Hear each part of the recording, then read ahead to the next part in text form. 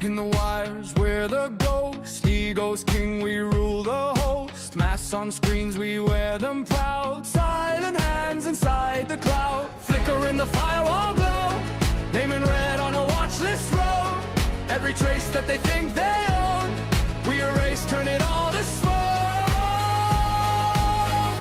Hack the world, that's the dream. Pull the thread of the global seam. One small key, whole sky screams. Hack the world, the final scheme. Hack the world, feel it bend. Every closed gate starts to rend. From the core to the crack machine. Hack the world, the final scheme.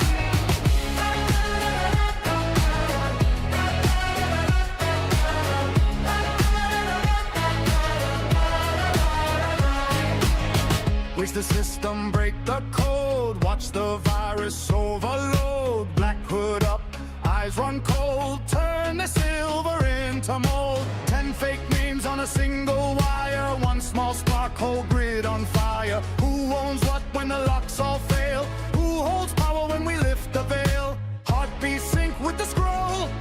Cursor dancing on the soul. All their walls built tall and proud. We just walk straight through the crowd.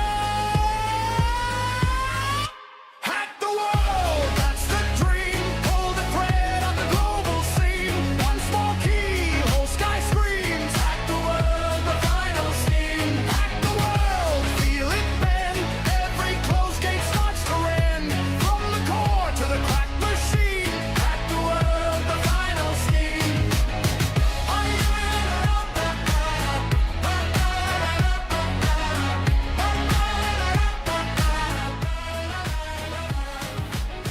Are you in or out tonight? Ride the edge or run from sight. When the curtain tears in two, will the ghost look back at you?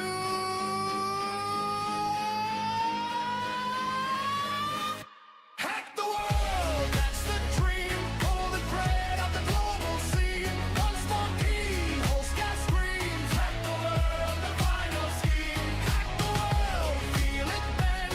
Every closed gate starts to rend. From the core to the crack machine. Hack the world, the final scheme.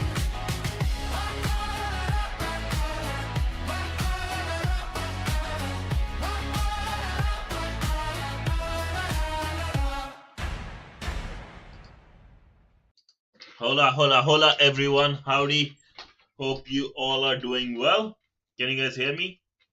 Yes, no, maybe. Am I audible? Because I'm ready and fired up after some rest, the much needed rest. I'm ready for some AWS coverage where we'll be doing Amazon VPC demo. We covered last time, right? We talked about regions and stuff. And now I want to go with the global networking, which will be like the second last lesson. After that, it's all global architecture and assessment. And then we are done with the networking module, which was a big one. Can you guys hear me? Can you give me a thumbs up? Maybe yes, something in the chat.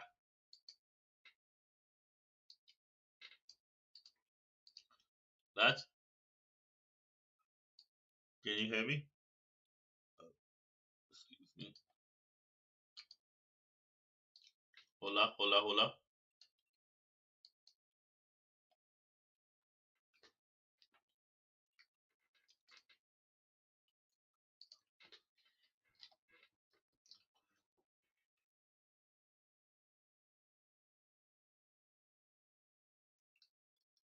Am I audible?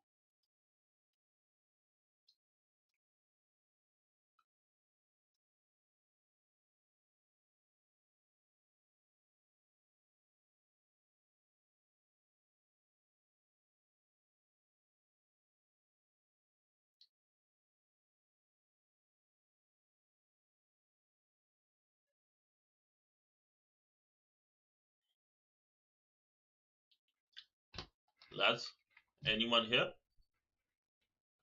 Or am I the only one?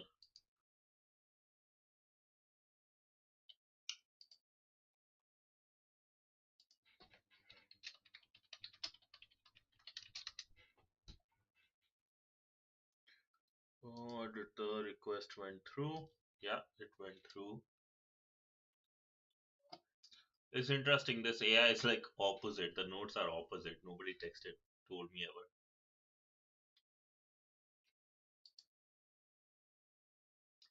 Hi Ma, how are you?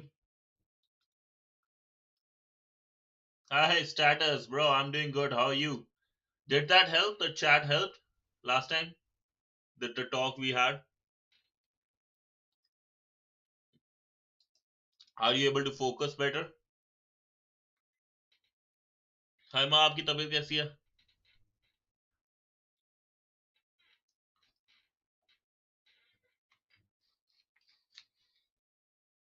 Nice bro. Also status, if you want, I took a good amount of rest today, right? So if you want, we can like after this, I am down to do a study with me session, right? Or I can wake up early and do a study with me session, so you can focus and I will also focus. I have a bunch of lists prepared for myself over the weekend. I have to complete bunch of small tasks. So if you're ready, I'm more than happy to do that with you. Awesome. Sounds good. Alrighty. So first, let's get started with this. Let's complete our networking module, right? Because that was left, and then we'll do a study with me session. I have an audiobook I want to keep going. Either we can keep going with the Can't Hurt Me, or there's a book I was listening to, real estate investor, something which $100 million investment guy has, something like that. So maybe something both the ways we can look. You guys can let me know. Okay. So let's get started with this, at least global networking in this lesson, right? So in this lesson, you will learn how to do the following: define what domain name system is, what it does, the benefits and use cases of Amazon Route 53, which is a service by Amazon, just like EC2 and others, and Amazon CloudFront and other services, right? Let me also make sure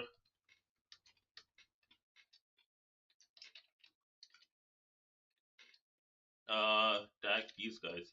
I don't know if any of them know I'm live. Okay, so Route 53, right, which is a DNS service by Amazon, very popular, very important, right?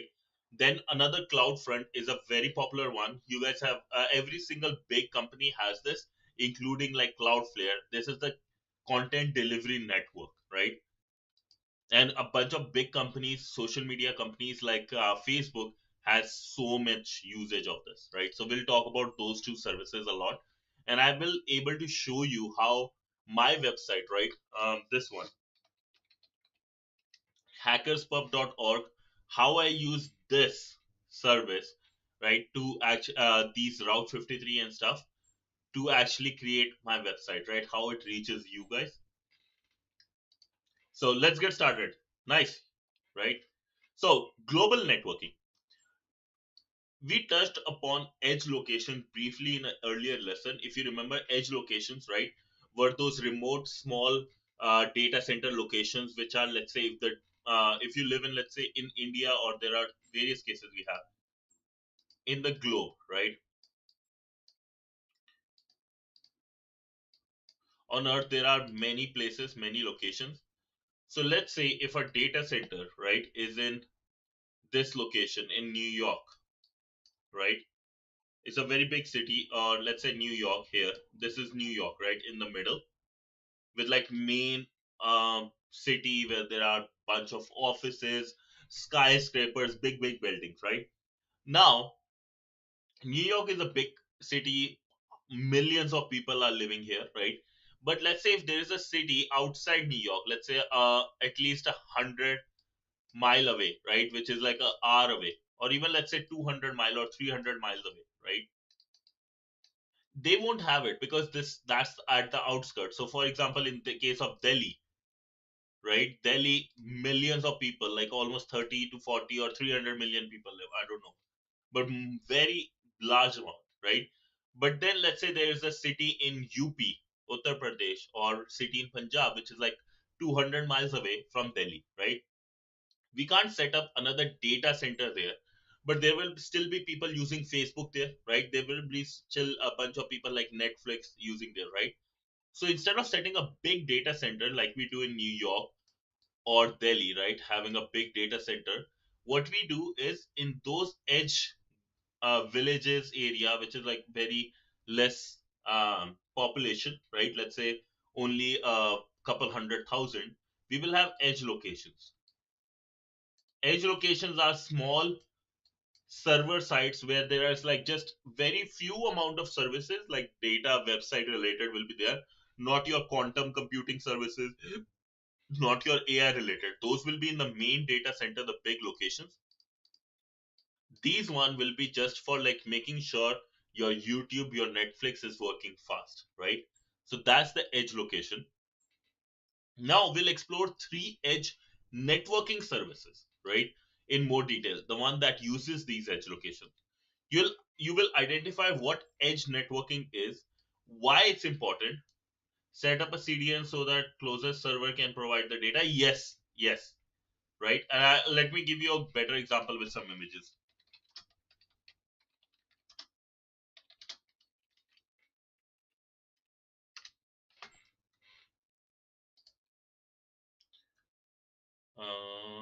Do I have a good example?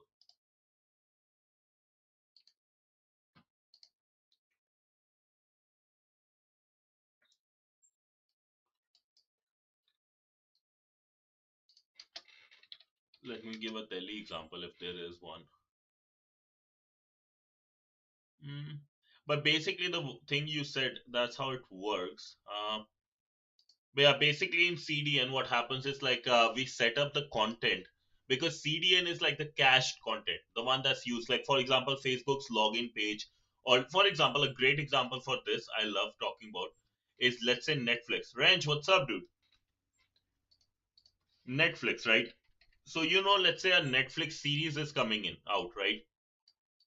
I knew you were about to say that. So, a Netflix new series, let's say, is coming out. Let's say its name is Life of CH, right? It's about me, let's say, a series coming in, right? And there are people, a lot of people living inside Delhi who wants to watch this, right? But also some people outside, like Delhi, like around like 300 miles, 400 miles away, who wants to see this as well. And Netflix, they care about is providing the best experience to all its users, all the users, not just the main city users, right? But all the even the 100,000 users which are outside here.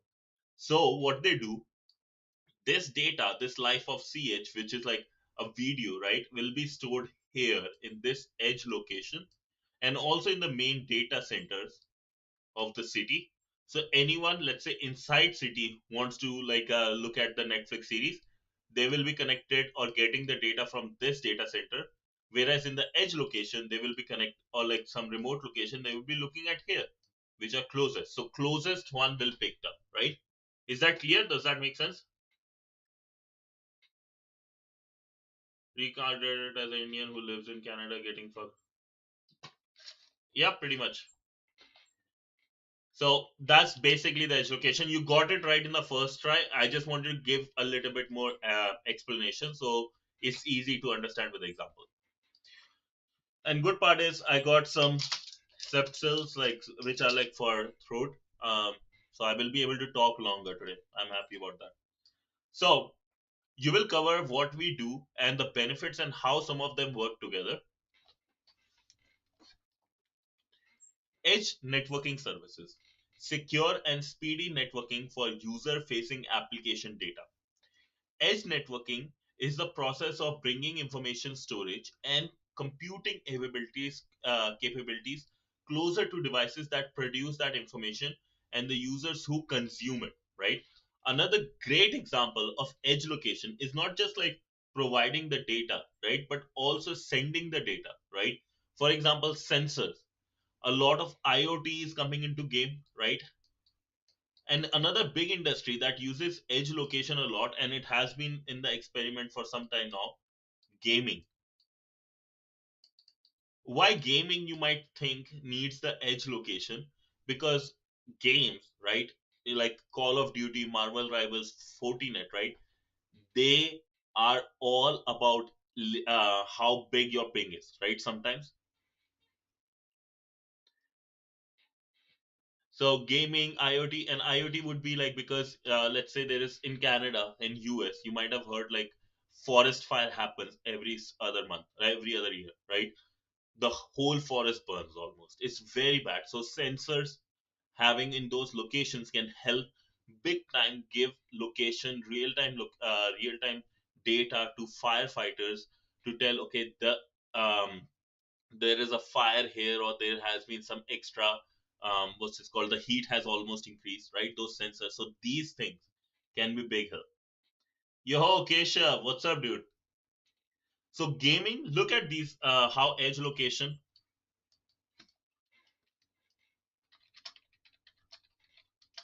gaming, have a look at these, right? Cloud Basics Edge game servers, big thing, big good example on how multiplayer games uses edge locations. Ashish, howdy, bro. So how gaming is used, right? How some Netflix, like those, these are good cases, and these are the things what you can use to build, let's say, a system, right? A system design on your GitHub, right? And tell in your interviews that, hey, I created a edge gaming server, right? Beautiful. Then they will say, why edge, why this, why that, and you can answer when you build these things. And these are the thing that counts, right? And this is also called fog computing. I don't know if you do you guys know about fog computing, lads? Do you know about fog? You know about cloud? You know about fog? It goes based on the name. Okay, so as you might have heard, right? Like, so let's say this is you guys, right? Simply, edge is fog, pretty much. Let me tell you why it's called fog. You might know cloud, right? Cloud, if as a human, for you, you guys are sure. We are very much clear. We are, haven't done much. I was just talking about, like, we'll be talking about DNS, Route 53, CloudFront, right? We'll be talking about these networking related services, and right now we are touching edge location, right? Edge networking, you might have remembered, right? Where, like, instead of, like, let's say Delhi, right? Delhi has like main data server. Let's say there are 400 miles away, there are still users of your app, let's say Facebook or Netflix. You can use edge locations where you will only find a content, website related storage, and those services in those locations, in AWS. But that's the joke, right?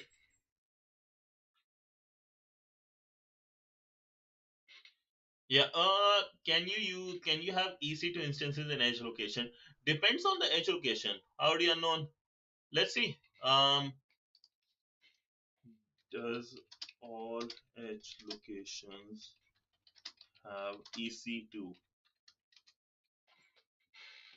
No, edge location do not have EC2 instances. Edge locations are smaller, specialized data center for caching content, CloudFront, routing, network traffic, and compute infrastructure. So, like, um, you won't have edge location, EC2. You will have more services like maybe databases related stuff. S3 would be 100%. I know S3 would should be there.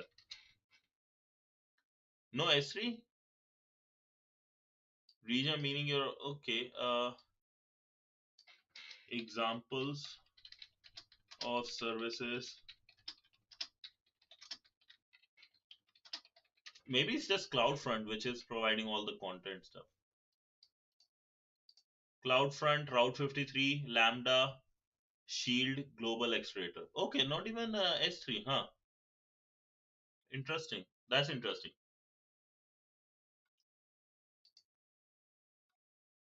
Outpost. Okay. Okay, so not storage.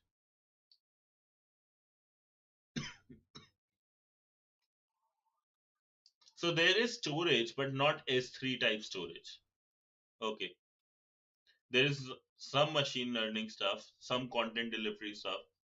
So this I think would be the one. You can see all these type of services are there in edge location.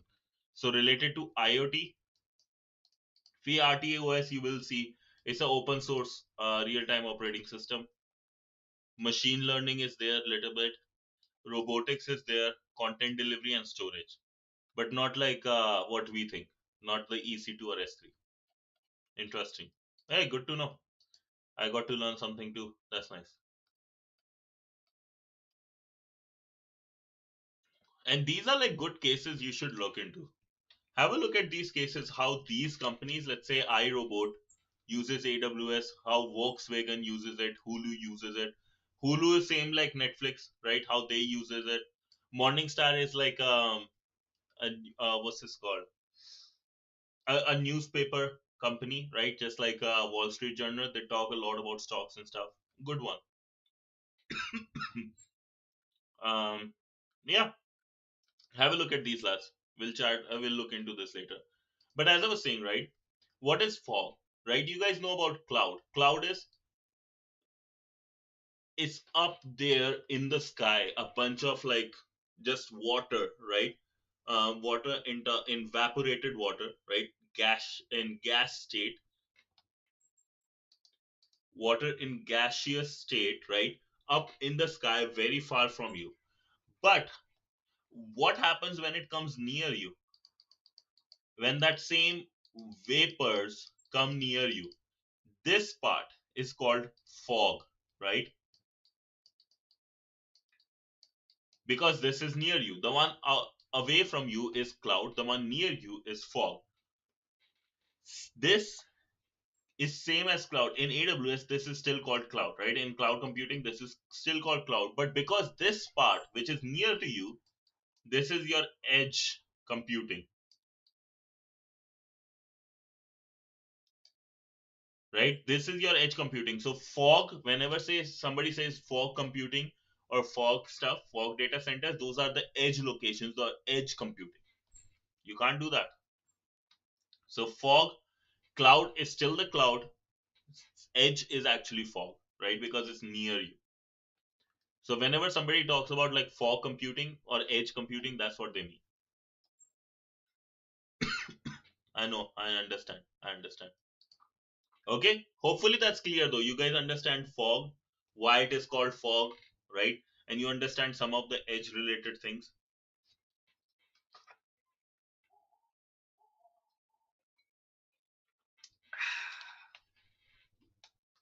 I hate coffee. Fog is edge location. Fog are edge location, right? Edge servers. These one, the edge one. So those small data centers, right? Like let's say, can we have a image?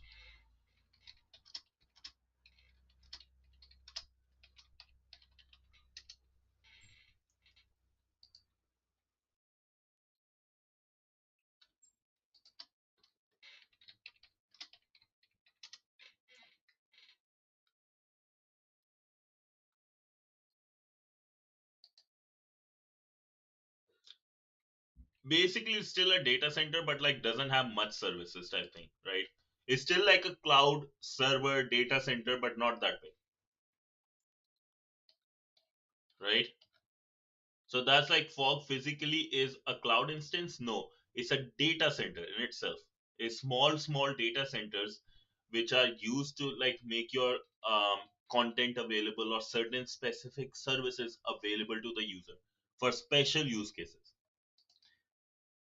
Does that make sense? Like fog is edge, and edge basically are those small um, data centers near you compared to like big data centers which are away from you. Small data centers near to you for special services like ultra low latency, right? Real time response.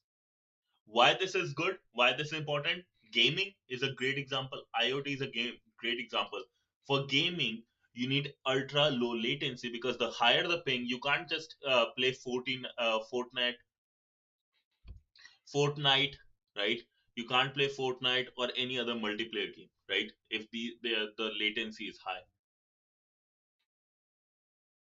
Actually, it's funny you talk about that. A lot of people um gave up like their roof in Delhi. I know for sure that, yeah, like BGMI, right? All those PUBG and all those stuff. A lot of people actually do give up their roof, um, like networks like this. Let people set up those big antennas for the same reason. They have big antennas so they can have better service. And now with Starlink, everybody can have an antenna at their house. So that is interestingly, you are making one of it, but that's so true nowadays. With Starlink, that's how it works, right? Okay, now let's go back to edge networking. Edge networking services secure and speedy networking for user facing application data. User facing application data.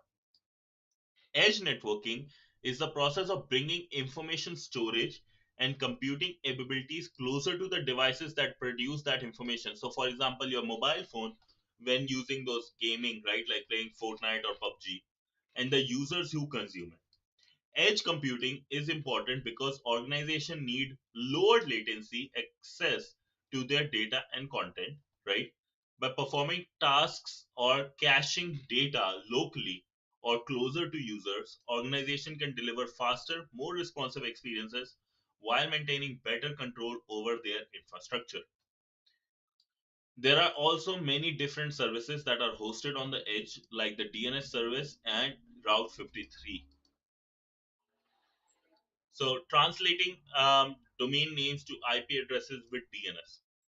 Suppose that so you hopefully you guys know domain names are these, right? Skillbuilder.aws, hackerspub.org, google.com, those names. And IP addresses are 8.8.8.8. So suppose that any company has a website hosted on AWS cloud. Customers enter the web address into the browser and they are able to access the website.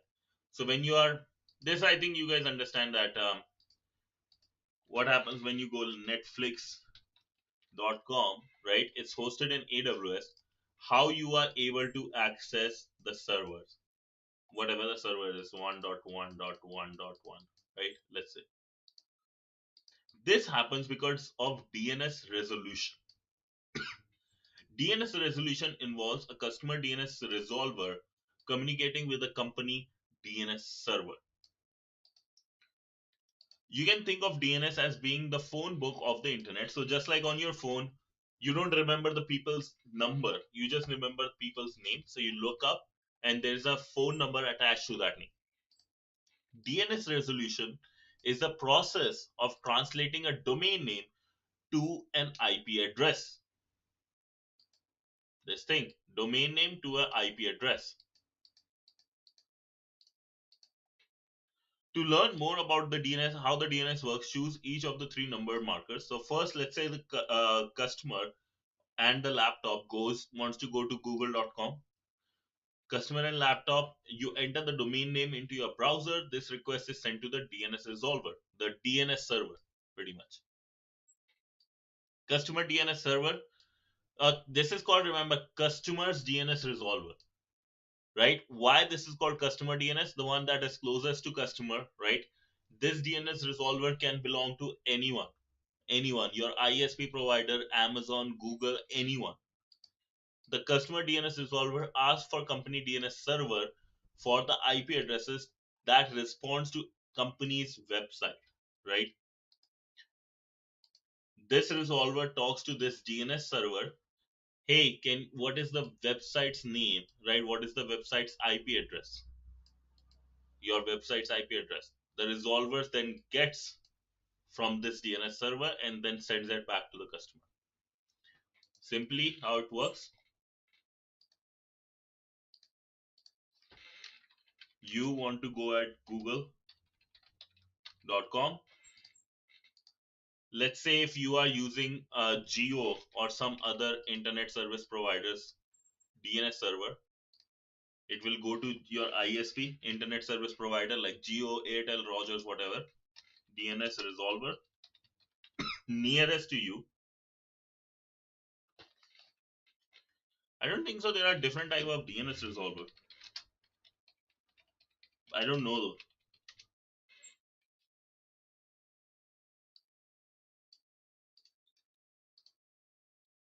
Process of translating. 4 functional types: recursive, caching resolver, public open resolver, ISP resolver assigned by internet services such as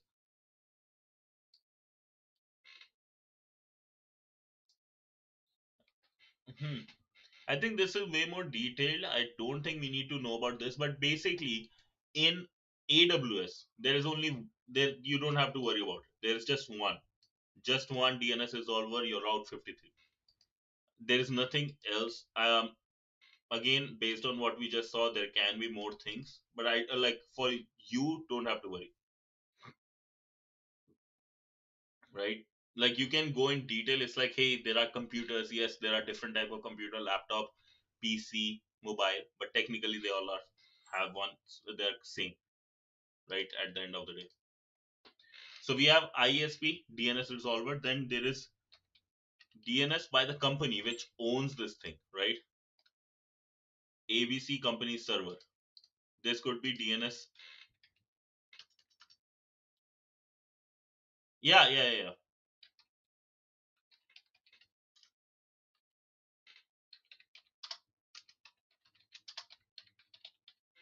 So why Google has DNS servers? Why not one IP address, right?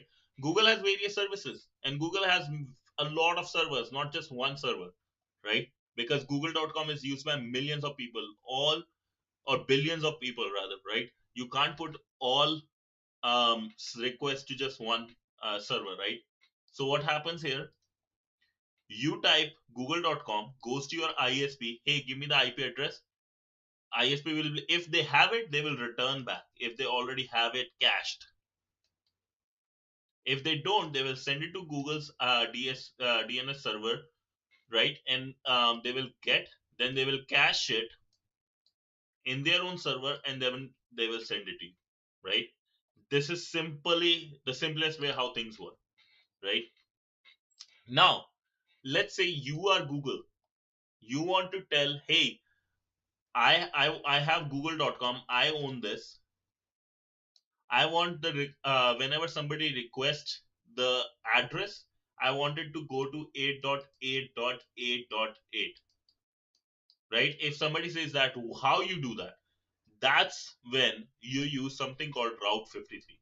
Route 53 is a DNS that provides a reliable, cost-effective way to route end users to internet applications. Let's see. Yeah, bro, I am Google. You don't know?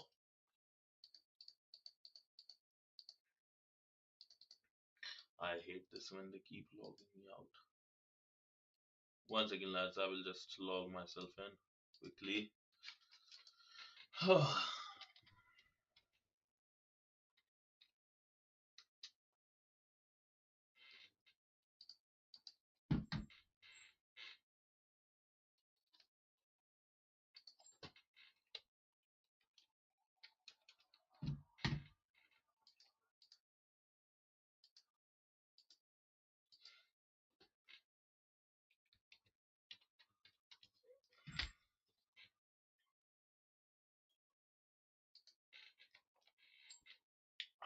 So, to go to Route 53, bend down, you will have some.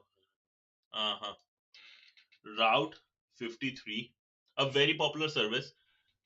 So, we have scalable DNS domain registry. We have DNS resolver as well, right? And DNS global resolver, same thing. DNS resolver, but we care about Route 53. That's just how they named it, bro. I have no idea why it's called.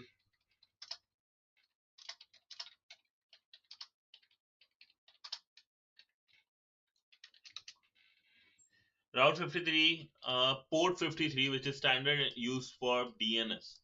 There you go. To handle request and route traffic. DNS gateway, officially TCP port assigned for DNS Internet Assigned Number Authority. Crazy, eh?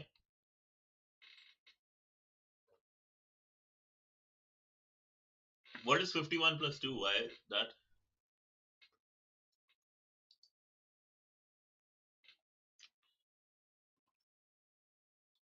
So hey, that's actually a good question. Now we know. Okay, so now let's say I have area 51. Interesting.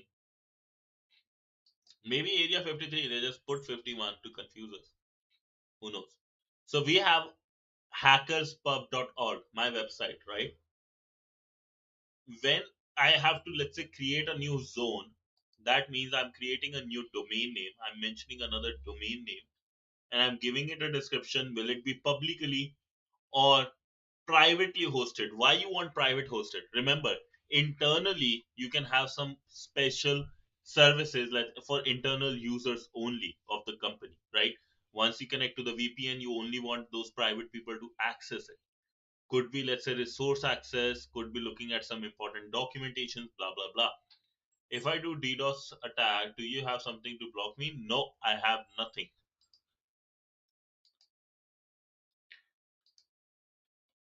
Now I'm not going to share all the information, but as you can see, there is a bunch of things around it. Thank you so much, boss. So I have a bunch of things. I know, bro, I know. There's nothing to share. Honestly, there's legit nothing to share in this. So there are different types of records. Hackerspub.org, right? Yeah, yeah, indeed. So when I want to do google.com, right?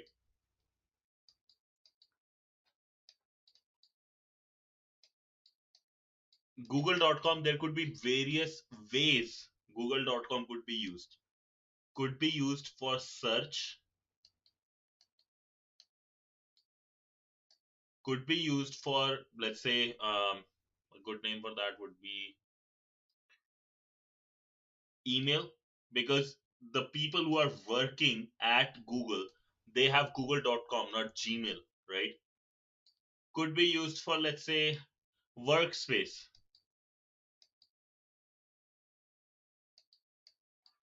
or it could be used for gemini.google.com. Yeah, right? So google.com could be used for various reasons, right? Now, various reasons, there should be a way to like distinguish them, right? Which one is used for what, right? And if, let's say, if a request is coming for email at google.com, where it should go, that's is you can see that based on the type, right? For example, if an email is coming, it should like look at this record, txt record, right? If let's say somebody wants to go to the server, type a record. So what we say, if somebody wants to go to the service, look at the type a record. Somebody wants to go here, txt or mx, right? I think mx record also. What was that for? Mail exchange. Txt is used for authentication, make sure. Could be for another user, right? Workspace can have a different type of record. So different types of record for different things. Simply that. You can have 4 A's, I believe, or 6 A's to give to a IPv6 address. This is for IPv4, right? So bunch of things are there. Once you set up your own, just buy a domain for free, right? Using your GitHub student account, and buy a domain for free and play around with this. It's a very free service. You can use it. I can host multiple sites on the same IP, but just having the port number. Yeah, yeah. You can mention. So let's say I create a new record, you can have the value, and you can like look at various type of records, whatever you like to do. You can do so many things, right? There's like 4 A's for IPv6, CNAME, right? Domain name, MX for mail servers, verify email address, map IP addresses, blah blah blah. There's so many records, name servers, NS, right? And those things. And you can mention all the things, how routing you want, latency you want, values you want. Another thing you can do here is when you set up the domain name, right? I can have, let's say, text or test at hackerspub.org, dev.hackerspub.org. I just have to mention a different alias, or I can mention a different IP. Alias is required when you are connecting AWS Route 53, record in AWS Route 53 to another AWS resource. For example, your load balancer, your EC2 instance, right? So what type of, I want, let's say, a load balancer. Where will I go? Application load balancer. Here, application load balancer, which region I want, right? And I can choose a load balancer. There is none right now, but I can choose if there is one, right? I don't have any right now. I can have, let's say, CloudFront, right? I can select various things. API gateway, I can select. So things, if you want to select or map a DNS to a AWS, you select alias. If you want to map just to a IP address, you select this. Also, one more thing, not every single endpoint will be here. Remember that, not every single one. There are chances some might not be because things are rolling out and changing all the time. We are good with Route 53. You guys understand what Route 53 is? DNS record, you mention your domain name, your IP address, your other services, right? Hopefully that's clear, right? Route 53, nice. Route 53 directs end users. No, I don't. I just don't close. I should do like on the weekends. I should just do like closing all my uh, just a stream closing or reading all the articles and closing them. There's so many I have to read. Okay. Route 53 directs end users to your resources with globally dispersed DNS servers and auto scaling. Auto scaling, the EC2 auto scaling we saw, this is part of it, right? This helps in work of auto scaling, how auto scaling works, or signal auto scaling to increase or decrease. It gives developers and businesses a reliable way to route end users to the internet application hosted on AWS. So whenever they go on google.com, which application which they should go to in AWS. If I ever hack your PC, I will install Linux so it just remembers to find one day that just yeah. It connects user requests to infrastructure running in AWS, such as EC2 instances and load balancers. It also routes users to infrastructures outside AWS. So if we saw, if instead of AWS going inside AWS, I wanted to go to some outside, I can just give a IP address. I love man. Okay, bro. One day, hopefully on the weekend, I will find time. So it connects user requests to infrastructure running on AWS, such as EC2 and load balancer, or even outside AWS.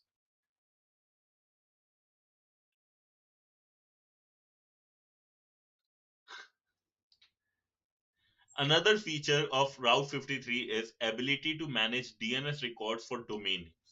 You can register new domain names directly in our Route 53. So instead of going through namespace, GoDaddy, all those other ones, you can buy a domain name here. You can also transfer DNS records for existing domain names managed by other domain registrars. Domain registrars, Squarespace, GoDaddy, all those. You can transfer things like I did for myself.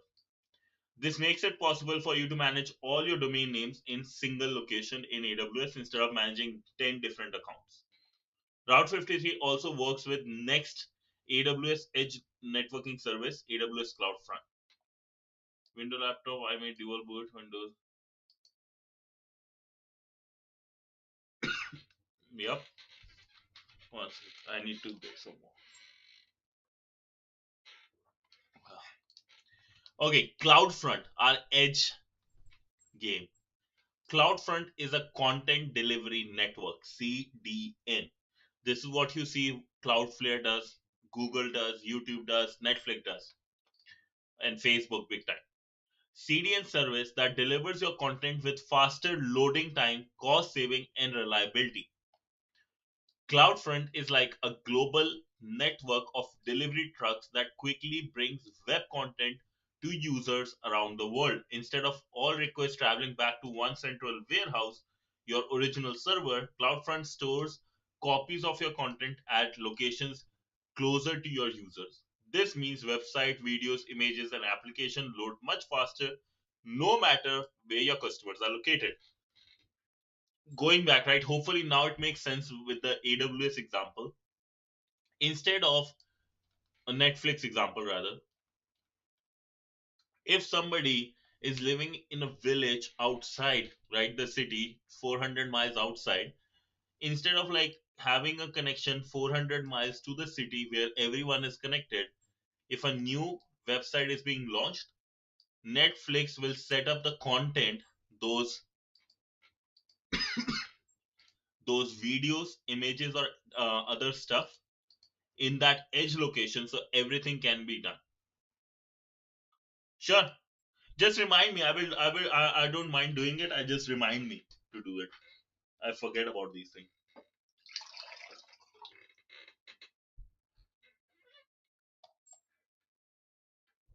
To learn more, expand each of the three. Streaming video services. A company that offers online workout videos like CloudFront uses CloudFront to make sure videos play smoothly without buffering, even during peak exercise time when thousands of users log in simultaneously. Netflix releases a new series. Millions of people are waiting for it. This is what they use so that no single user, not even a single user, have a issue. Main server with too much requests can overwhelm it, and there is a super. Yeah, it is a game changer indeed. It is a game changer because let's say one interesting thing to think about, right? Now let me put, because it not be because the server itself getting overwhelmed, because these servers are massive. It's the network pipeline, the input output pipeline, that has a bigger issue. For example, let me give you this.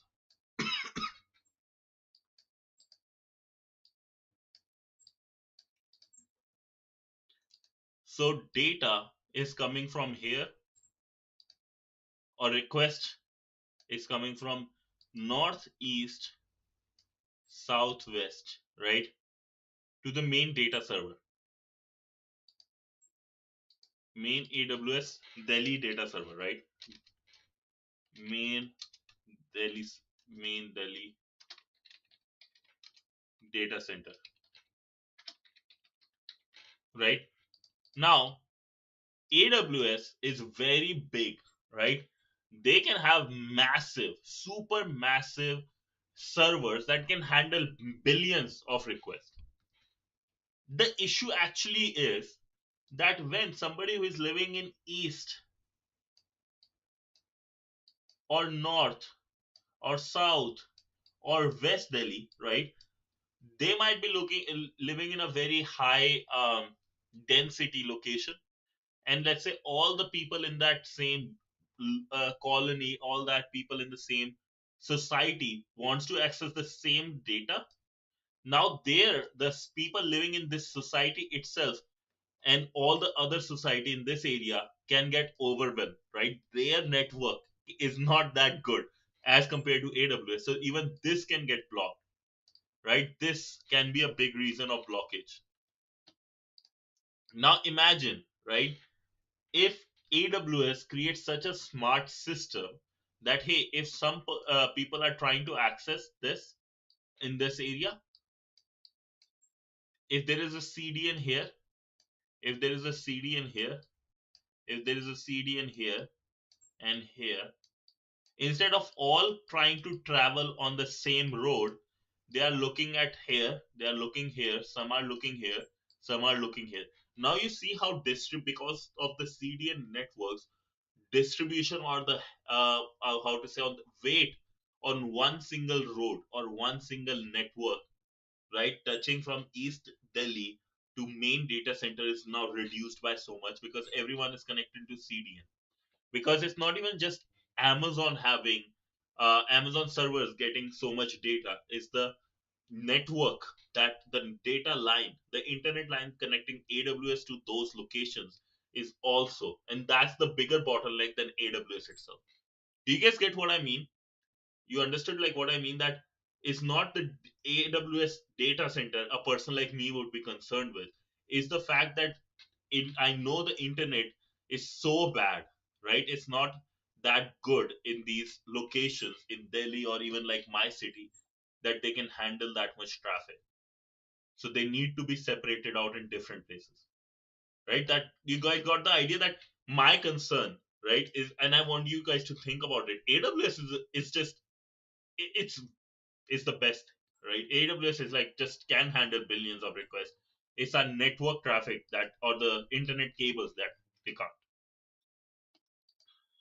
So that's one thing I want you guys to think about, that not just the data centers or like the servers handling billions of requests, is the pipeline connecting the data center and your house.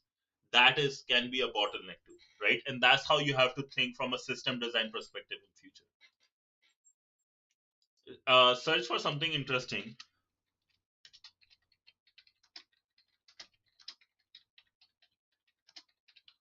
You will see like what I mean and how I got this information. So e-commerce websites.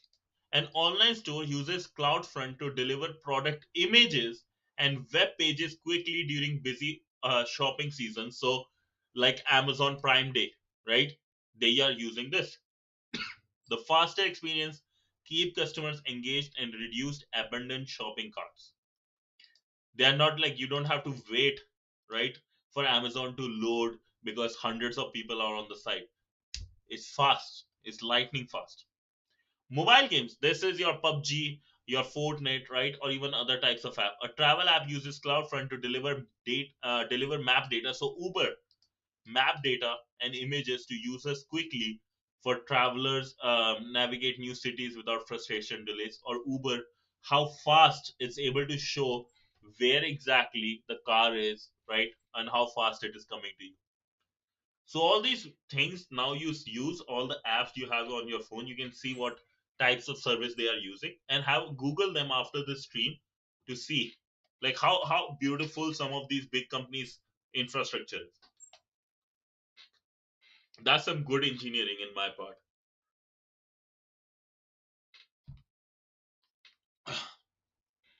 Now that you know a little more about CloudFront, here is an example of how it can work for customer requests. The following example describes how Route 53 and CloudFront work together to deliver content to customers. To learn more, each of the following check. So, client, hey, request data for application for company's website, let's say Amazon.com. They request Route 53, the DNS resolution, which tells where this company Google.com's IP address is. Right. So first, client system goes here. First, let's say if your laptop is here, laptop will go to Route 53, right? Ask for the IP address. Then once it gets the IP address, that request, whatever is the IP address, let's say 1.1.1.1. Now this will go to that server. In our case, it's the CloudFront, and get that data. Oh yeah, send it. Please send it in the cloud. Just send it in the cloud. Do we have a cloud one? Languages. No, no, no. We don't have cloud. Oh, we have cloud. Share here. That'll be great. So it goes to CloudFront, right? Request is sent to the nearest edge location through CloudFront. Now application load balancer connects, sends the incoming packets to EC2 instances. So what happens next? CloudFront, because it's another application, it's just it has those information right now. It will send to something called load balancer. Hopefully you guys remember load balancer. Load balancer is one of those things that will make sure like all the servers are getting equal amount of, not one server, not one single server is getting overwhelmed. All the servers are getting equal amount of um, traffic. Server 1.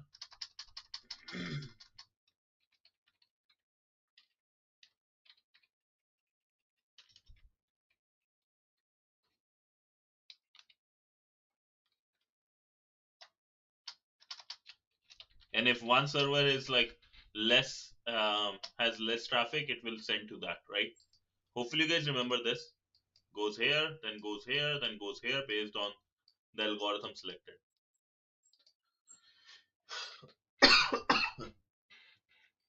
Now AWS Global Accelerator.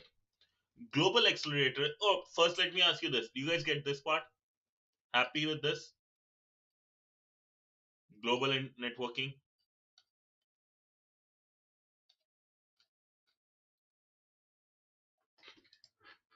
Nice. Wrench. Ashish, you guys good? Unknown, if you have. I know you're working on something else. Awesome. Okay, now let's talk about AWS Global Accelerator. Global Accelerator is a service that uses AWS Global Network to improve application availability, performance, and security. If it uses intelligent traffic routing and fast failover if something goes wrong in one of your application locations. Global Accelerator is a networking service that helps your application run faster and more reliable across the globe. So let's say AWS has Netflix.com, and on one of the servers, Netflix goes down. So this is where Global Accelerator comes in. Think of it like creating express lanes on the internet highway, especially for your application's traffic. Instead of your users' requests taking the regular, sometimes congested internet routes, Global Accelerator redirects traffic through AWS private global network, getting your users to your location faster and more reliable. Okay, what does this mean? A simple, again, a very good example would be,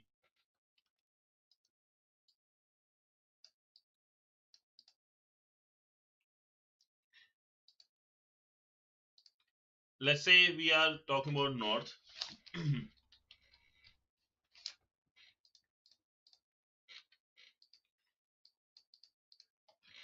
east, and you guys have faced this thing. I know the example I'm giving you, 100% has faced this in the past.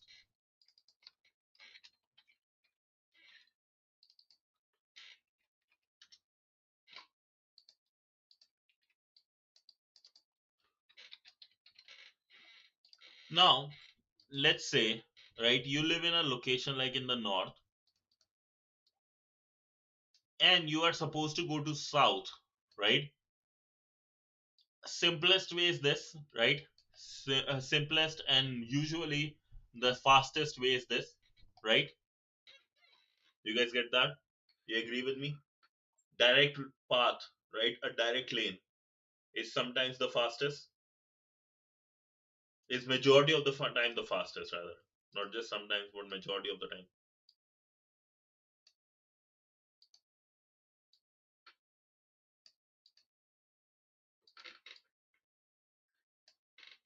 right, lads?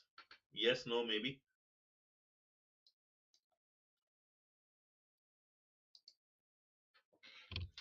I thought latency is less now on my YouTube, right? Yes, awesome. So now what happens is sometimes, right, this location has too much traffic, right? Usually, yes, because the shortest is the fastest. But sometimes some location, let's say the main road, is there's heavy traffic during the rush hour. What do you do then? What do? You take a different route, right? Why? Because Google suggests that, hey, take this route, this will be faster.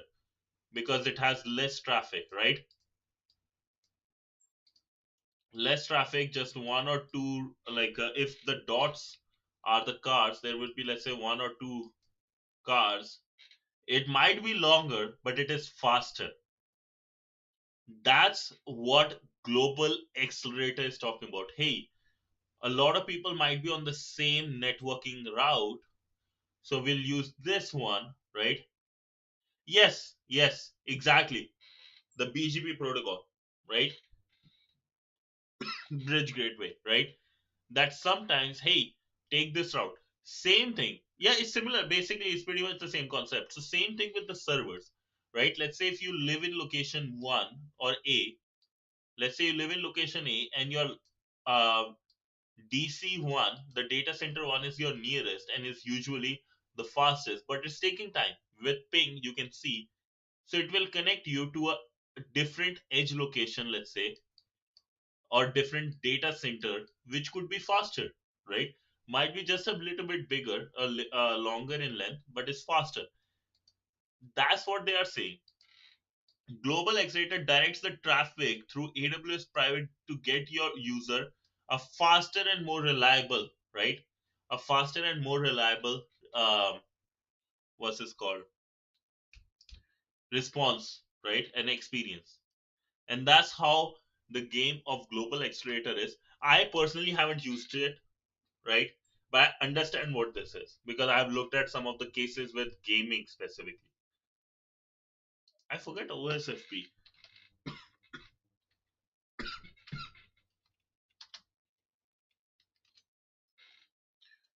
Shortest path first, yes, within a single networking intra domain. I will say it's a kind of like a BGP, right? Because this is like not looking at the shortest one, it's looking at fastest one. Does that make sense? Usually shortest is fastest, but sometimes because the networking bottleneck, you might want to take a different one, right?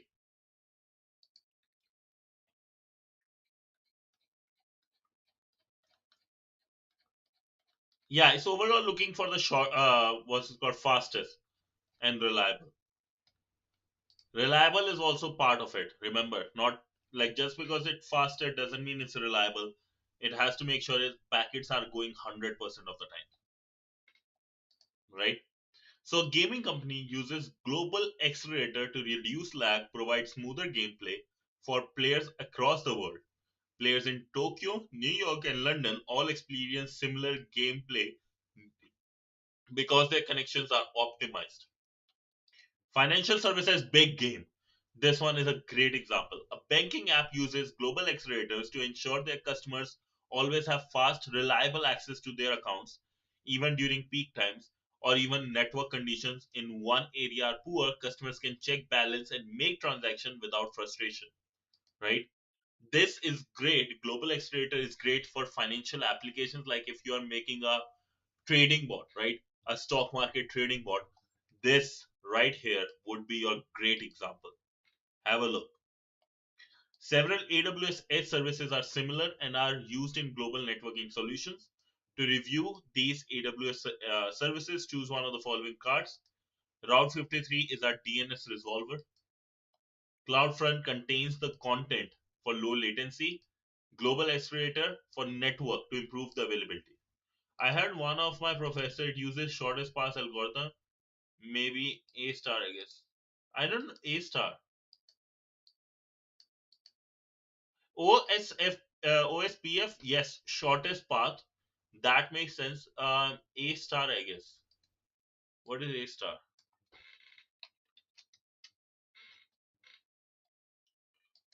It uses Digistra's shortest path first algorithm to find the best route. A star algorithm is not used by OSPF. A star is an AI search and pathfinding algorithm used primarily in graph traversal and video games. Oh wow!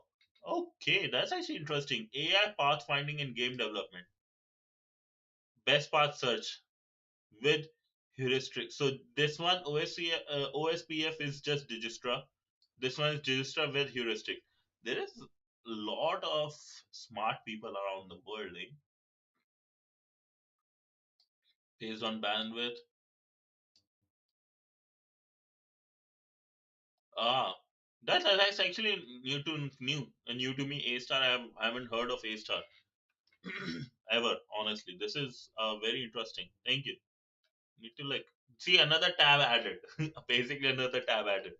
Now I have to look into A star one day.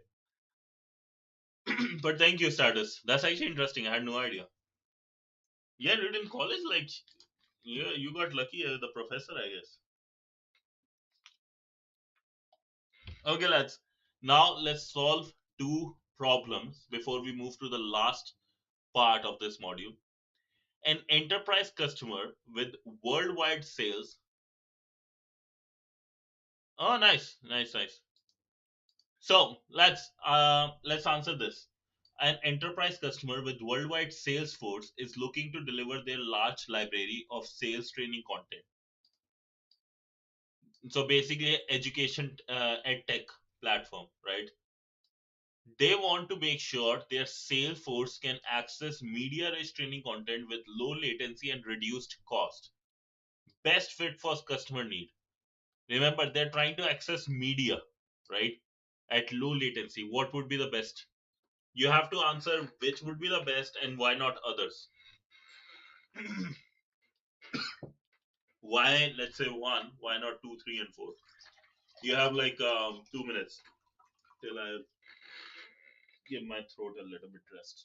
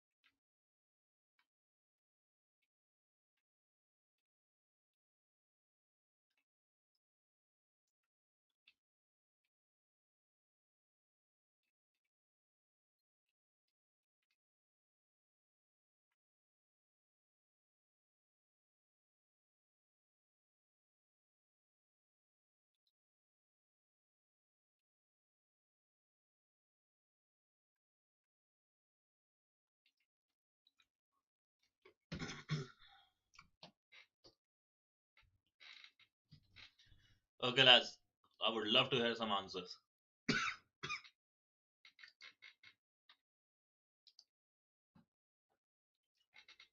CloudFront, CDN, yes, that is correct. But why not Route 53, VPC, or Global Accelerator though? Because it's important to answer why not. What they do that they don't won't serve this purpose.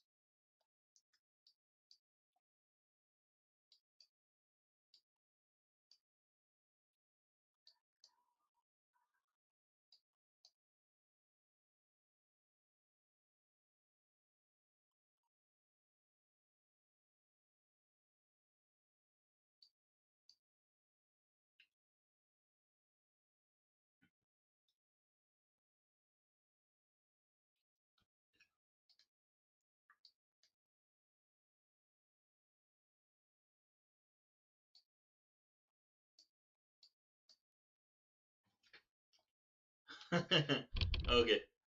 Uh,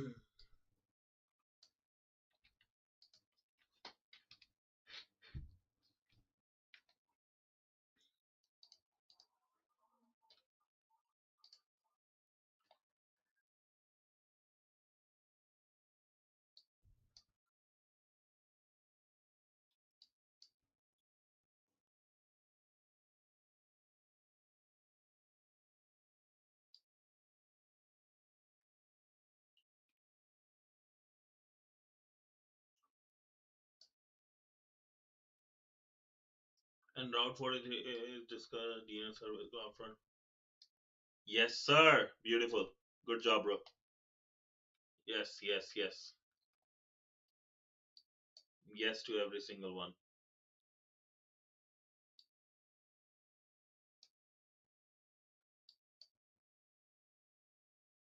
CloudFront, yep, yep, yep.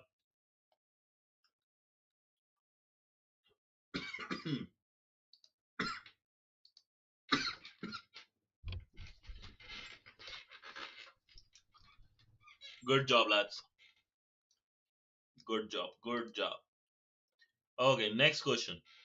After years of working with different domain registration companies, a media company is looking for a solution to manage all their existing domain names. They also want to register new domain names. Ideally, they would like to manage all their domain names in one single service. So let's say one was using GoDaddy, right? Plus Squarespace, plus Namecheap, plus a bunch of others. Now they want to move everything under one name. Which one will fit the best?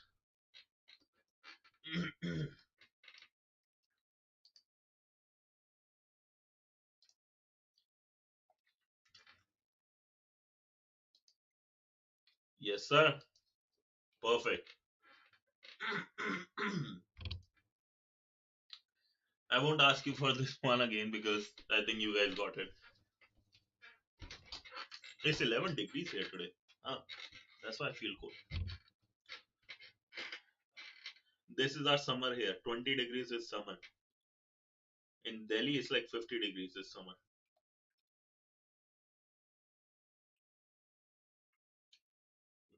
So everybody's good? Let's move to the next one. Yes, Ashish, good job. Good job, status. Good job, Ashish. Okay, ready to move to global architecture. Let's see what all will be here. Okay, not much. We can just cover this and like end the whole series. Okay, so global architectures. Also, one more question. Were you able to make account in Skill Builder, boss? Yes, no? You guys were able to build an account? A free account?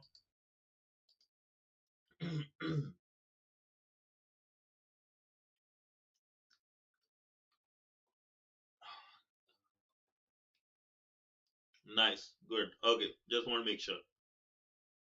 Oh, nice. That's awesome. Then good job, good job.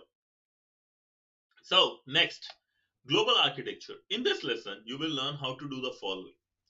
Identify examples of when to use a VPN or direct connect. Oh, no problem. Just want to make sure you have access so you can do the exercises, right?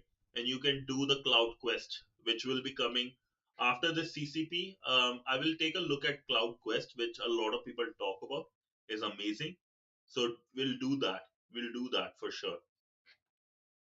And I will be like, probably not this weekend because I'm busy. Next weekend or something, sometime next week, we'll create like a whole that local AWS infrastructure. Okay, we'll do some good learning with the time comes. So in this lesson, you will learn how to do the following. Identify examples on when to use VPN or direct connect. Describe at high level how VPC with a VPN connection and direct connect work together. Describe how a multi-region architecture works with CloudFront and Route 53. In this video, you will review a multi-region architecture of how CloudFront, Route 53, and Direct Connect and VPNs all work together. Okay, one second.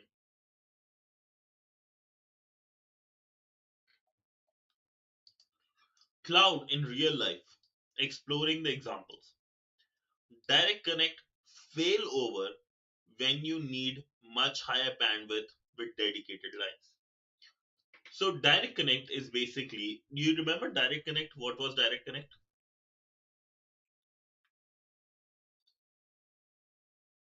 Remember the Direct Connect class?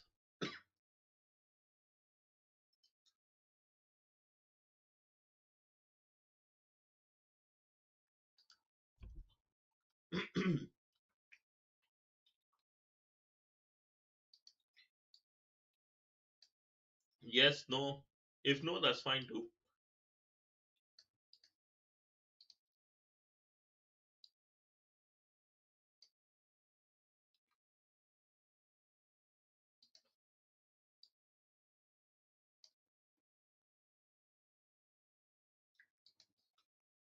Yes, sir. Good job. Yes, yes.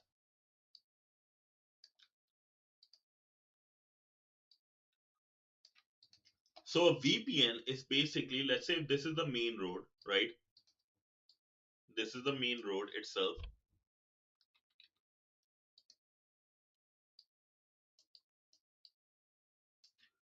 On the main road, there are many cars.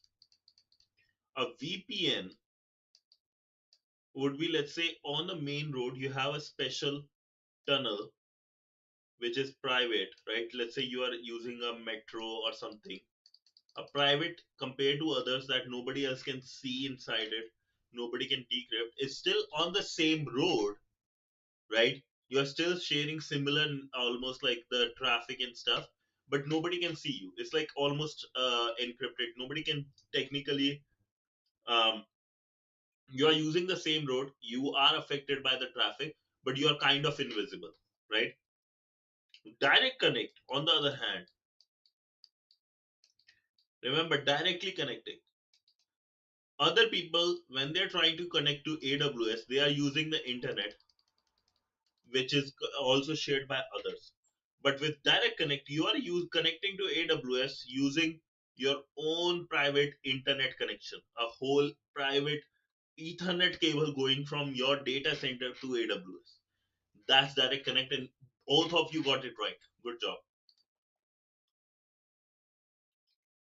We have seen a basic VPN and AWS Direct Connect setup in previous lessons. Here is the video example of a company with clients and servers that demand high bandwidth connection for large data transfers and critical application performance. Now, hopefully, you guys remember why we need direct connect. Why would you need a special connection, a special like road? Because the traffic you have, the data you are sending is so much that it cannot be, you cannot bother it being affected with other people's traffic, right? You do not want your data to go slow because the traffic is too much on the internet. You always want it super fast, right? They choose to use AWS services securely with multiple direct connections for failover, right? To learn more about direct connect for failover and to aggregate bandwidth, choose each of the following four numbers. So what they are saying is, instead of just having one road, these people, because they wanted like really importantly, they said we want another road. We can't afford just one road. Sorry.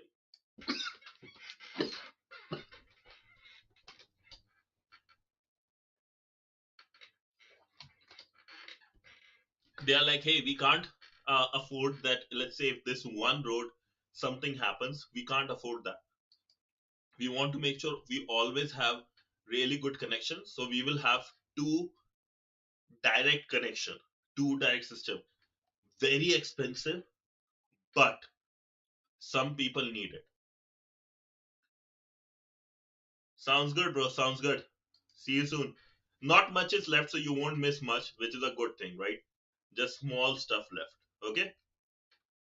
And let me know once you go in the video if you still have any questions. Let me know. Okay? Have a good one. See you soon. Okay. Fail over to aggregate bandwidth. Choose each of the following four number markets. First, customer, and also, I think I want to share this with you guys. Do I have the book right now? I talked about this book. Have a look at this one. This is again by my favorite writer of all time, Michael Lewis, Flash Boys, right? And he talks about, yeah. He talks about setting up legit like they paid $250 billion, so $250 billion when the whole world was crashing.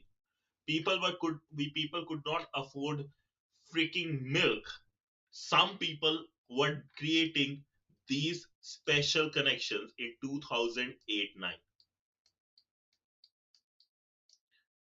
So remember, this is important. Understand direct connect and look into something called status. Hopefully, just remember and take this name: high fidelity trading. High fidelity trading. Take this name, or high frequency trading. Both are same. Just look what this is. Really, every single person, I will tell you, look what this is, because this, if you are able to understand or even draw how to create a HFT, right, you will be becoming a good system design architect. I promise you. I promise you. This, look into this. Yeah. Thank you, bro. And yeah, now you're good to go. But thank you. Yeah, do look into this. This is what I wanted to do with AI, honestly. Like, I wanted to like build one, but I realized like setting up a system like this after some research would take me how much? $10,000 to $20,000 to set up this, and to make money, right? To get my return on investment, I have to invest in trading account another $50,000-$60,000 to have some actual overall growth. It was crazy. Some research I did at, like, I think January, February I did this year. I'll share some like notes if you want on that.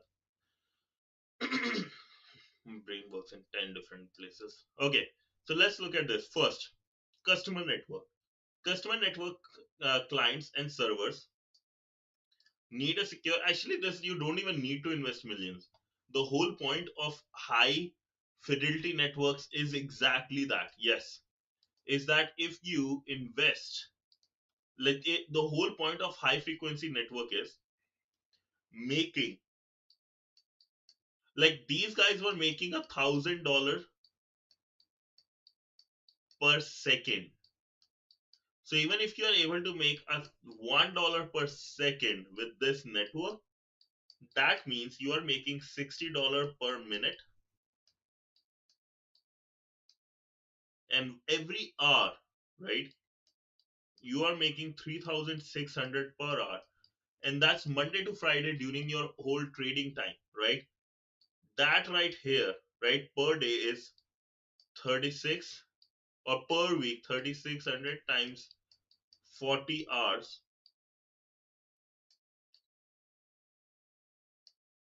right? This is people making, this system is making just 1,000 times more than this. That's why someone spent $250 million in 2008, when people could not afford milk, to straighten the line from New Jersey, if I'm not wrong, to New York, or Chicago to New York, right? Chicago to New York, so that they can get, their internet can be faster by, let's say, a couple of milliseconds, yeah, if I'm not wrong, like 20 milliseconds. So we are just part of a very actually, Wrench and everyone, look at this. Should I take the name of the company?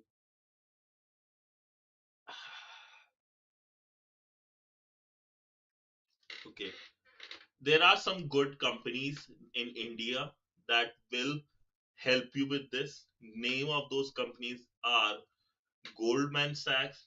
There is something called a Sean one, short trading, Shaw trading, DC Shaw, actually, yeah,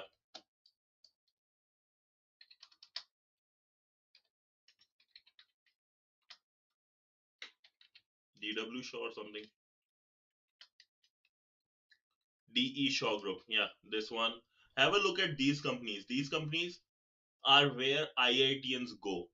They don't always go in Google and stuff, because these can make even more money than you at Google. You can make more money at these companies than at Google. Honest with you. There is another very bad case about these, but I can't. I don't think I want to talk about them right now. Let's talk about AWS. So customer network, right? clients and servers need a secure high bandwidth connection for large data transfer.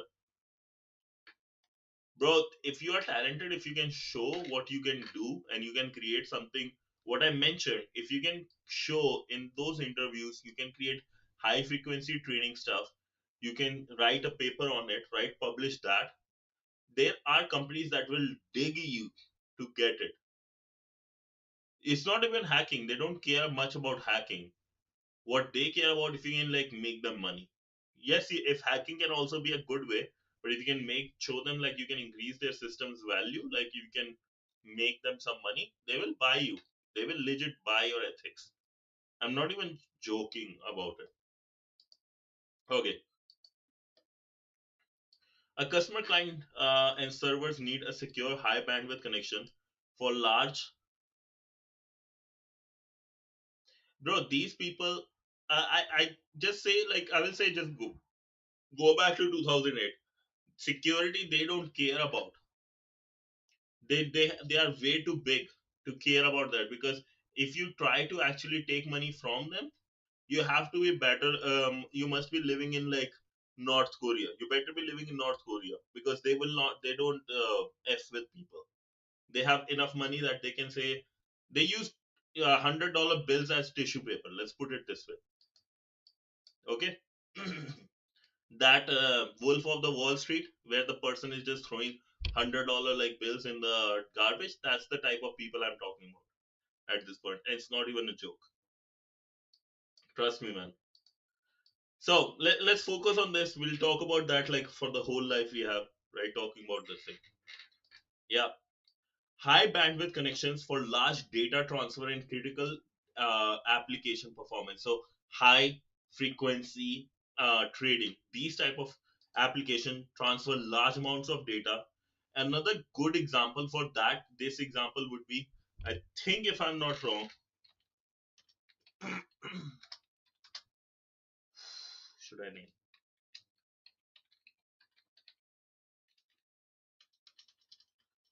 Black Rock or Blackstone?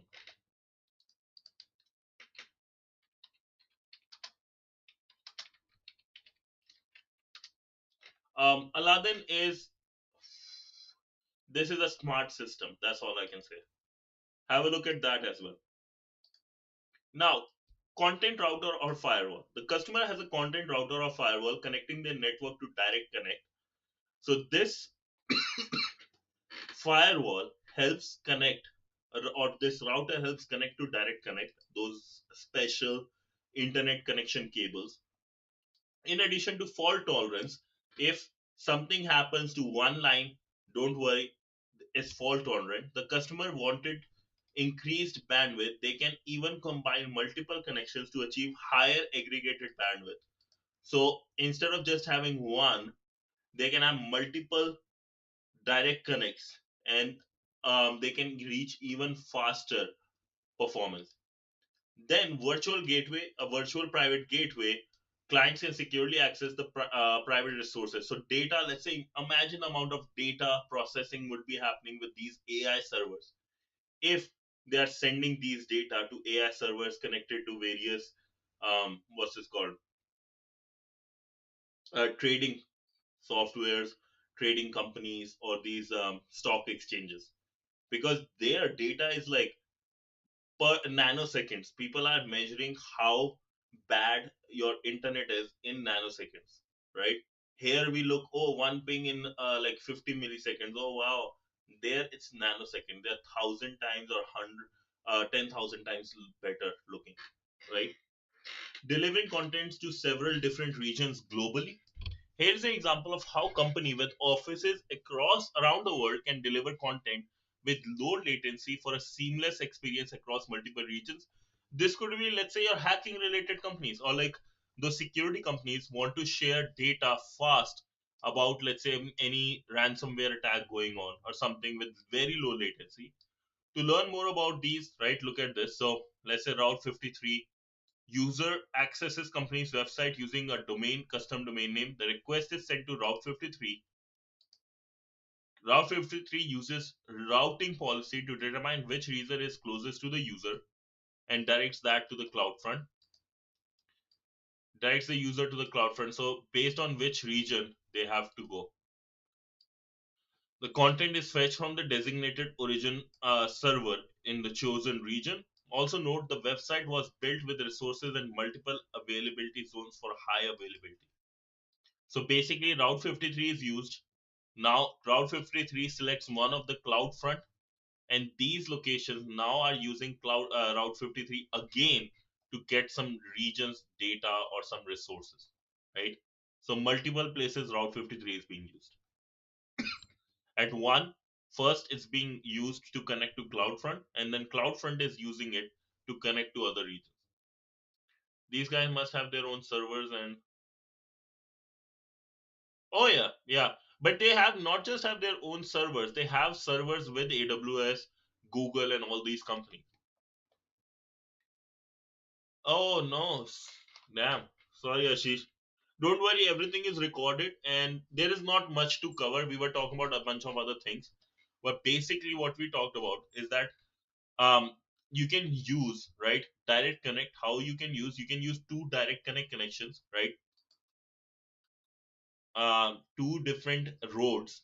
It's sad, he wants to learn, right? He wants to learn, and this is happening.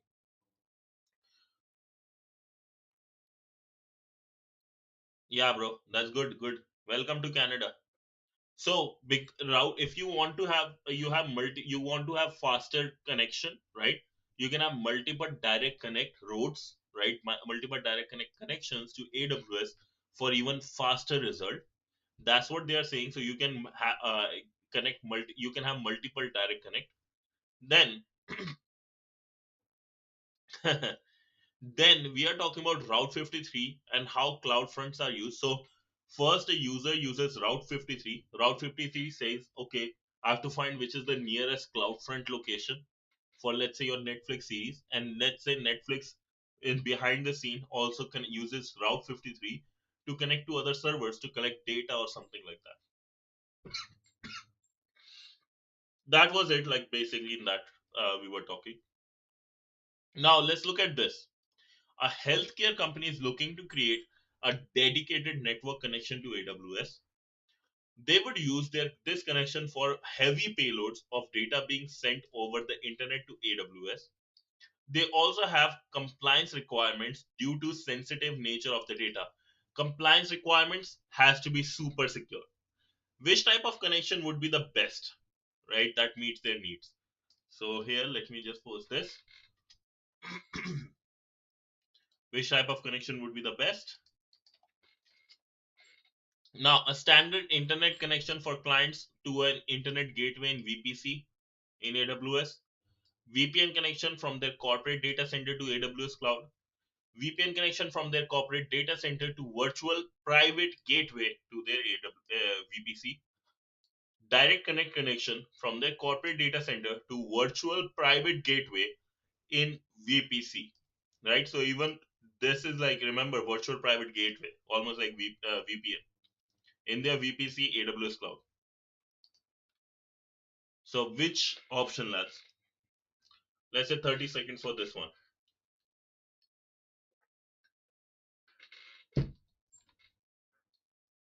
Remember, super fast, super secure. Both are required in this case. What would be the answer? And money is not an issue. I have to go talk to next week. Once you finish this, I think we are good to go. VPN connection from their corporate data center to AWS. Okay. VPN connection from to private gateway. Okay. Remember, dedicated network. Read the question again. You will get the answer. Dedicated network, heavy payload, compliance.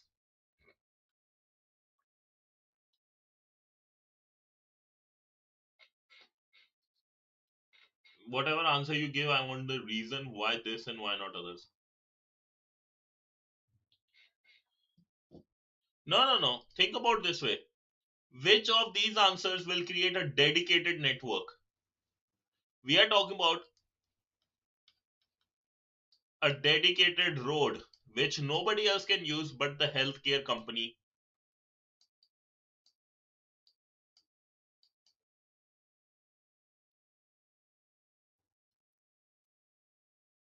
Okay, let me ask you this. Which would be faster? uh, when you are sharing, have a very fast car, like let's say Ferrari, right? You are using Ferrari and on the same road with others, right? Or a Ferrari on a road dedicated to you. In VPN, remember, your data is encrypted, but it still goes over the same internet connection as everyone else, right? But that's not does not mean that it has a separate internet Ethernet cable going, right? You have a Ferrari, but it shares the road with other people, so it will be bound to have traffic issues, right? No matter how secure your Ferrari is, it will still be slow because it's still sharing the data with or sharing the network with other people, right? In VPN, your data is secure. Your data is secure, but it's still sharing the same connection as other people's data. Is still sharing the same road, right?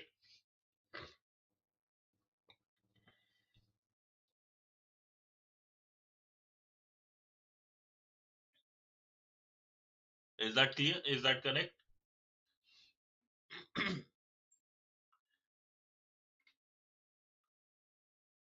Why fourth? Let me ask you this. Why? Why fourth then? You have to give me the reason why.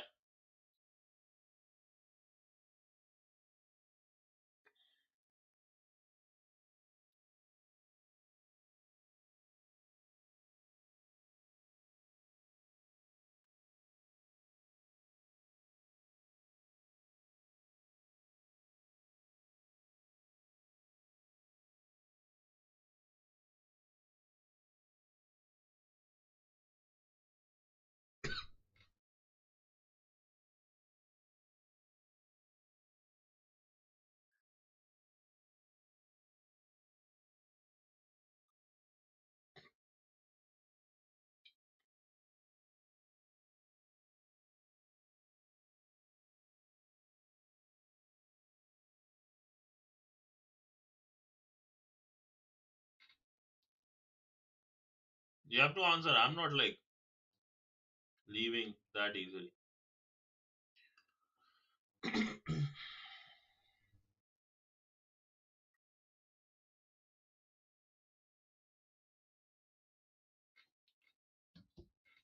Okay.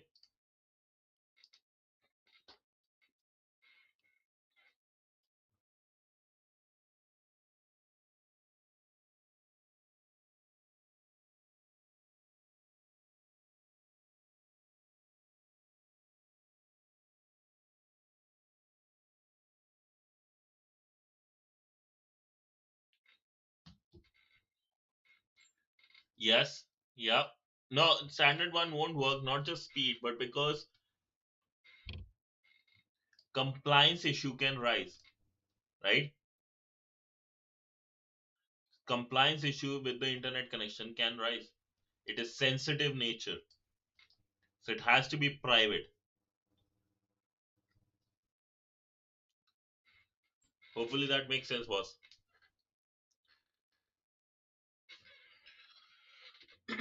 And like you said, VPN connection won't work because the same network connection one. Yes, so VPN connection won't be fast, right? It won't be a dedicated. It's not dedicated. VPN, you are still sharing the same road.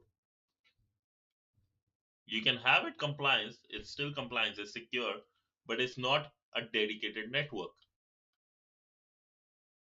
Now between third and fourth, which one? Don't look at this. It can be right or can be wrong. I'll select this. Okay.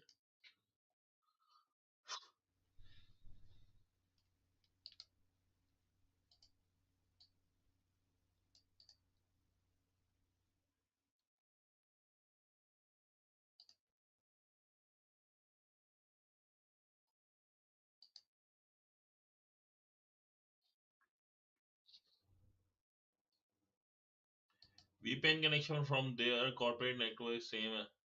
Yes, yes, yes. Yup, yup, yup, yup. Also, they added virtual private gateway, but that's still the VPN thing. So yes, the connection fourth, because direct connect is the one that creates a special. Technically, think of direct connect as an actual internet cable, an actual Ethernet cable going from data center directly to AWS. Nobody else can use that Ethernet cable, right? Others have to use the same one that everyone else is using. But direct connect is the one that goes from your data center directly to AWS, right? It's a special dedicated internet cable set up for your company. Ashish, welcome back, boss. So this serves as direct network, dedicated network. Yes, direct connect, it's a dedicated network. Virtual private gateway, so it will be using like some encryption will be there, right, in your VPC. And direct connect is good with heavy payloads, right, for data being sent over internet. You can send as heavy data as possible. Direct connect can take care of it, and because it's virtual private gateway, it will be compliant. Would provide both bandwidth and security required. Sure thing, sure thing. We just have the quiz left. Do you guys want to cover the quiz today, or probably let's say your Monday morning? I can come for a small stream on Monday, and then we can have a module summary, or we can cover it today. Let's just cover it today. Let's do assessment today. Let me know once you are back, lads. Ashish, do you want me to cover like show you the questions again to help?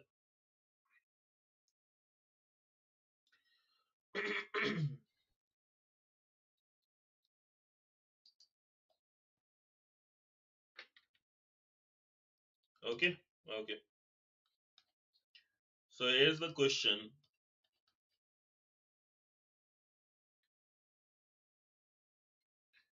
Today's topic, like you didn't understand anything or just the one you left?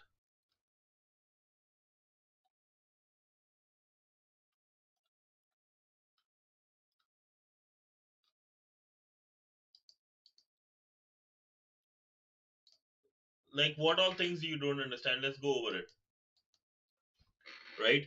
So global network, right? Edge location.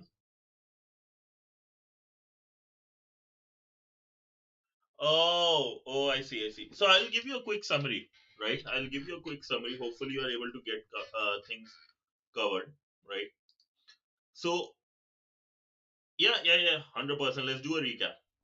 So global networking, right?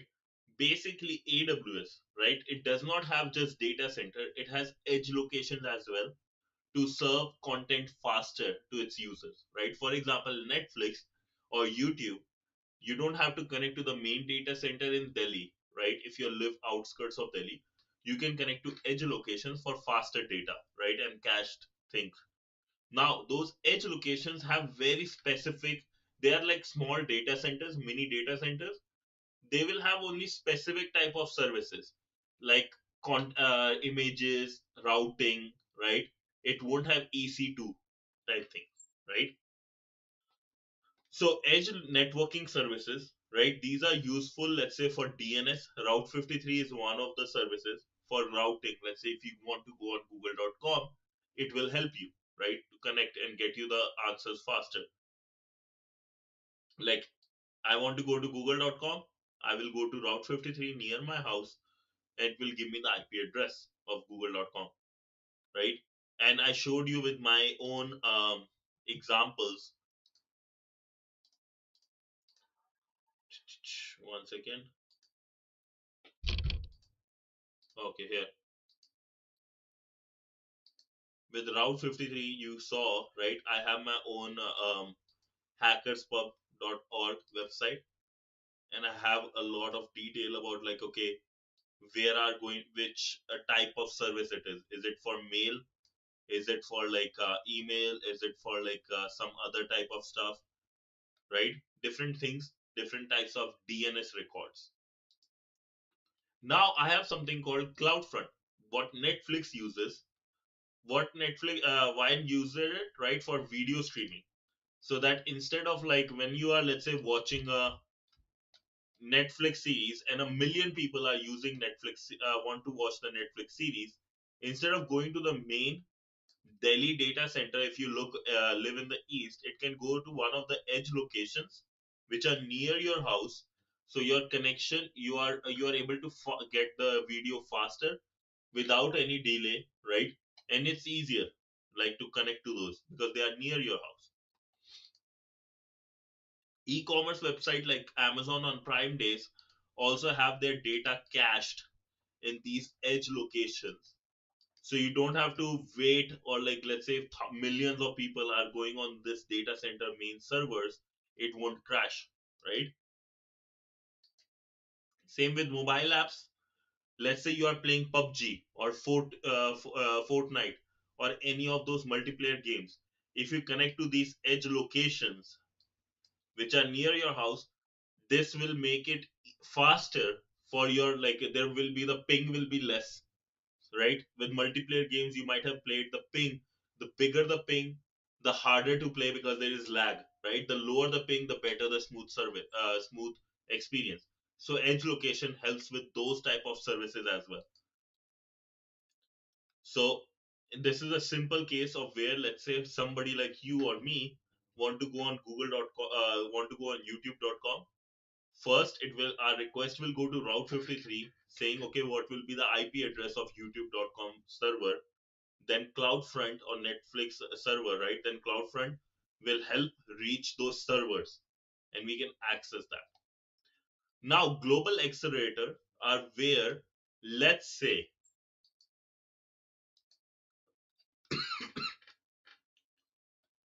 global accelerator, this you have seen, right? Let's say if you want to go from north to south location, right, of any city, right? You directly will be the fastest route, right? Is usually the fastest route. But let's say if a lot of other people in the city wants to go from north to south, they are using the same main road, then the traffic will be high and you will be slower. So a lot of time what Google Maps does, it shows you a different route for faster, so you can travel faster, right? Same thing with AWS Global Accelerator.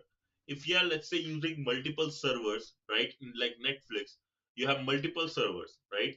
And a user wants to access, so if it is, let's say, a user wants to access Netflix server,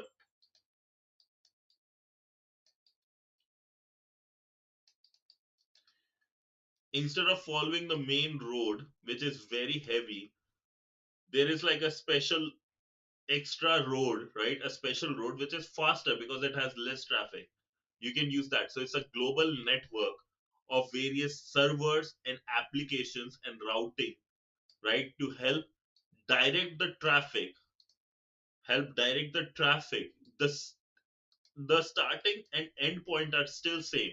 It's just how to direct the traffic to use various other AWS resources for faster application and more reliable. See, this is useful with gaming, right?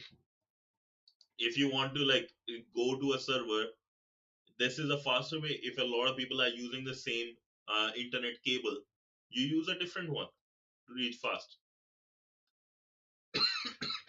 That's these things, right? Now let's go at global architecture. Global architecture, we just looked at examples of how, if we want to use a VPN or direct connect, how it will be used, right? One example is, let's say, if somebody wants to use direct connect. Direct connect is a special direct connection to AWS, right? Instead of you using a Ethernet cable, which everyone else in your neighborhood uses to connect to, let's say, YouTube and blah blah blah, you told AWS, hey, I will pay you extra. You have to create a Ethernet cable that goes directly from my house to AWS cloud, nowhere else. That's direct connect, right? A lot of companies do that, which they say, hey, create a special internet connection from the data center, our data center, to AWS for faster and more reliable, right? And you don't even have just one connection, right? You can have multiple, like we see here, multiple direct connections from the same customer network or the same company network to AWS to access the resources, right? And you use virtual private gateway, so it's like a VPN. You have not only a very dedicated internet cable, but also it's encrypted just like a VPN. In this case, what we do, we have Route 53, right? A Route 53 user uses, and now Route 53 is like, okay, I want to, it's for Netflix, right? So people go use netflix.com. Now Route 53 will be like, okay, which is the closest cloud front edge location to show people the video. And in the back end, because Netflix is getting the data from you, those edge location are sending data to Netflix servers. They are also using Cloud 53, Route 53 to send which server to send it to, or which region to send it. Hopefully you get this. This is like basically the things we did. You guys got it?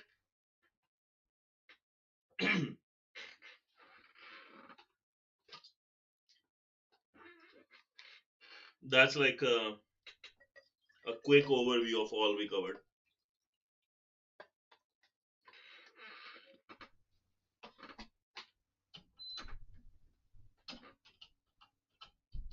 Oh, also, did you got that UPI payment? I did. Yeah, yeah. No, you have to. This is just like me giving you an idea. Go over it, right, using your skill builder or just the video, and you will get the idea.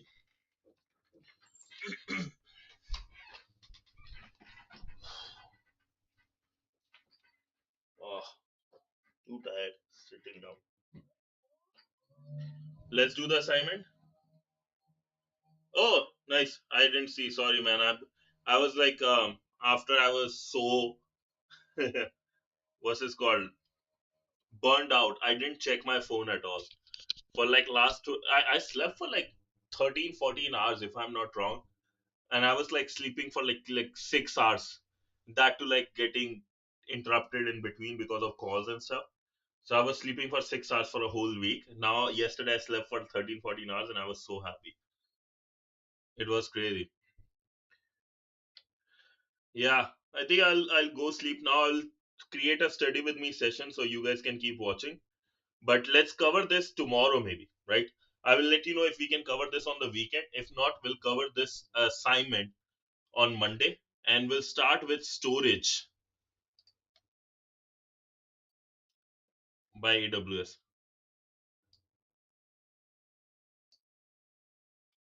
So we will start with storage next week. S3, a very important one, file storage, RDS, all those stuff. And then we will have databases. Okay. So we'll do that next week. And I will probably come on Sunday for a small stream.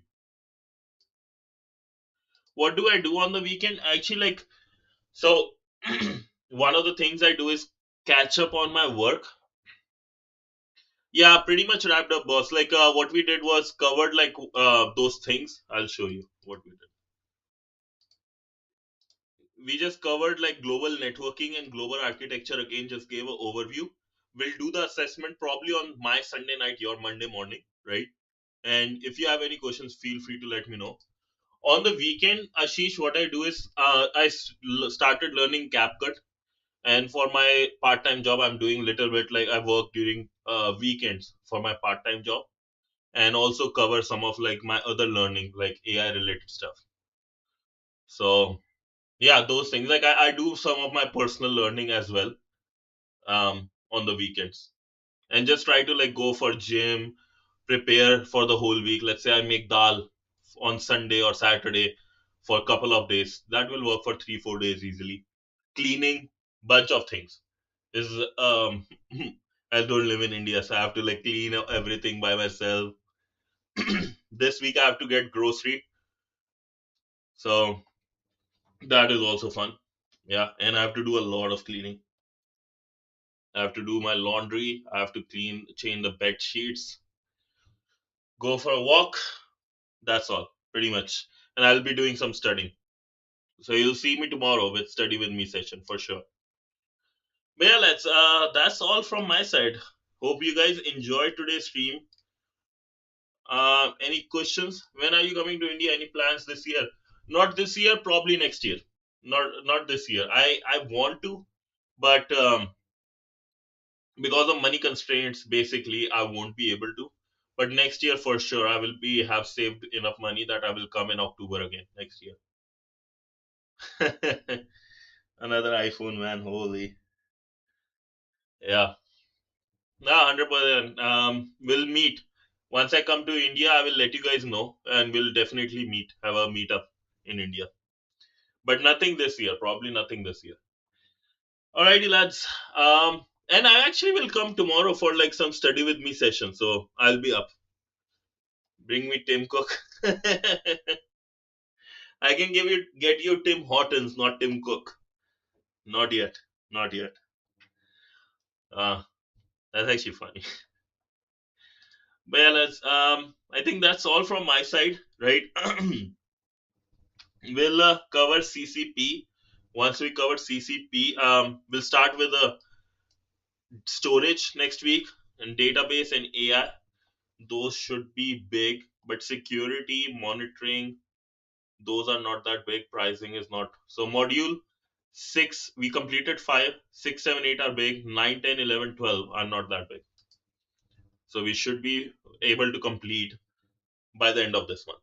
And also I will be unlocking one of the things over the weekend, like those yearly plan. So if anything have changed, how much progress you have made, you can look into that. Okay, so with that being said, thank you so much, lads. Hope you guys enjoyed today's stream. I will come tomorrow for study with me session. And till then, thank you so much. Hope you guys have a great one. I'll start study with me for you guys, and I will go to bed. Till then, thank you so much. This was your favorite censored hacker signing off with a big bye. Thank you so much, lads. Peace out, and feel free to DM me if you have any questions regarding anything. Okay? Cheers. And I'll scan.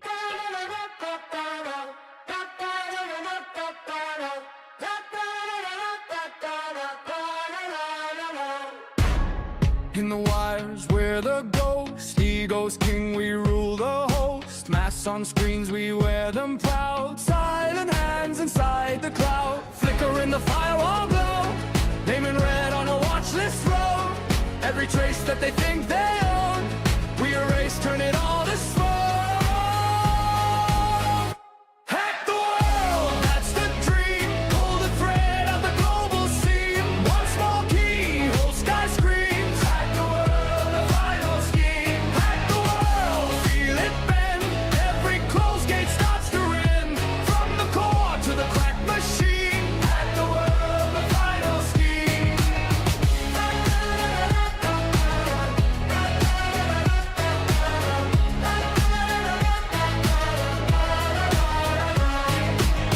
Wish the system, break the code. Watch the virus overload. Black hood up, eyes run cold. Turn the silver into mold. 10 fake memes on a single wire. One small spark, whole grid on fire. Who owns what when